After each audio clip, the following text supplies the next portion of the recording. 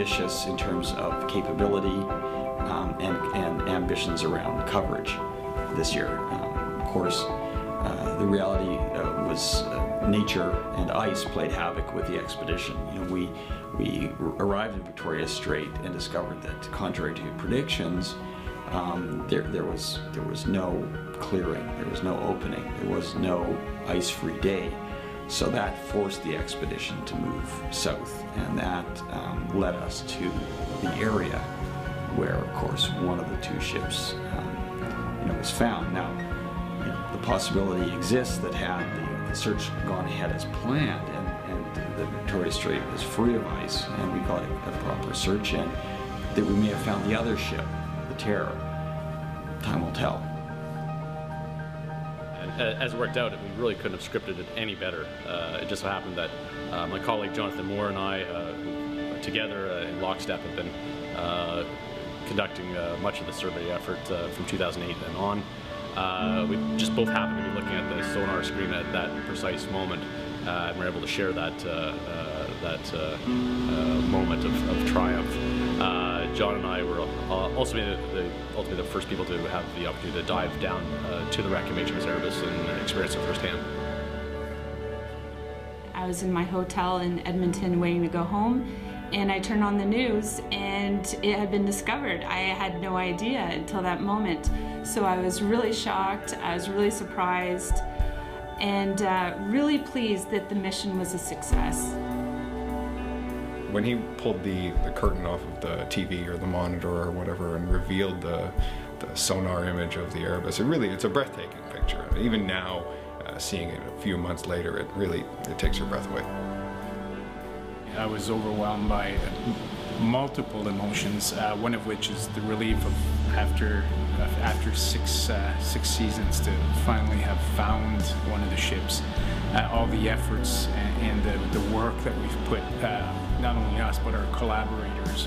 We have so many people who supported and worked together with us on this. So it was great joy, relief to see the work come to fruition. At the same time, it was total excitement because looking forward, because of the preservation of the ship, we knew that we had a unique opportunity to really dig into the story and to have a privileged window into history to see that story. So many men died in that expedition, 129 deaths. And as long as the ships were lost, there wasn't a hope that there would be a happy ending to this story. You're not going to find survivors, but there were other possibilities. It's a phenomenal story of Canadian history, of John Franklin and his expeditions, and the people who went to search for him are a large part of why Canada claims the North. Franklin mapped so much of our northern coastline. He very nearly got the Northwest Passage. He was really only one wrong turn away from making it. At the top of King William Island, if he'd gone to the left instead of the right, he would have navigated the Northwest Passage. It ended in this disaster, but it was so close. Piece together the story through a variety of different sources over 100 years, and so finding a real piece, a major piece of the puzzle is going to contribute to answering some of those questions. I think that need and that interest to fill in some of those gaps is really what draws people to the story. It's just such an amazing tale.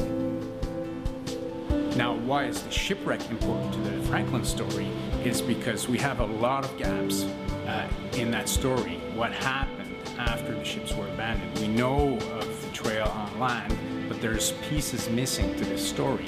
And the keys, or the missing pieces, a lot of them lie in that shipwreck.